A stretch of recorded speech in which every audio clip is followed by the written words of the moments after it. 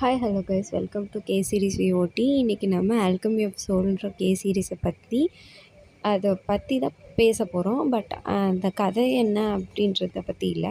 அந்த கதையை பார்க்கணுன்னா நீங்கள் என்ன தெரிஞ்சுக்கணுன்றதை பற்றி தான் இன்றைக்கி பேச போகிறோம். இந்த கதையை பொறுத்தவரை பார்த்திங்கன்னா இதில் நிறைய ஃபைட்டிங் ஸ்கில்ஸ் இருக்கும். அண்டு ஸ்பெல் கேஸ்டிங் இருக்கும். அதாவது கொஞ்சம் கிட்டத்தட்ட சூனியம் மாதிரி தான். ஆனால் it's not in a bad way. நல்லா கதை சூப்பராக இருக்கும்.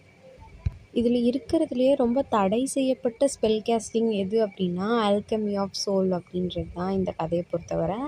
அந்த ஆல்கமி ஆஃப் சோல்ன்ற இது நம்ம ஸ்பெல்லை கேஸ்ட் பண்ணோம் அப்படின்னா தமிழில் நம்ம கூடு விட்டு கூடுப்பாயிருதுன்னு சொல்லுவோம்ல, அந்த மாதிரி ஒருத்தர் உடம்பு ஒருத்தர் மாறி போயிடுவாங்க.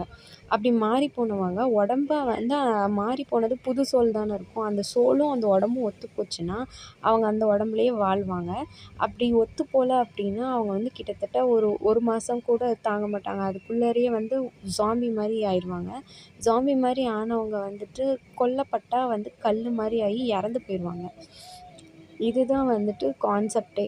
இந்த ஆல்கமி ஆஃப் சோலுன்ற இதை வச்சு பயன்படுத்தி அவங்க தடை செய்யப்பட்ட மந்திரத்தை பயன்படுத்தி ஸ்பெல் கேஸ்ட் பண்ணி உடம்பு மாறி மாறி மாறி மாறி வாழ்ந்துட்டுருப்பாங்க பல வருஷம்.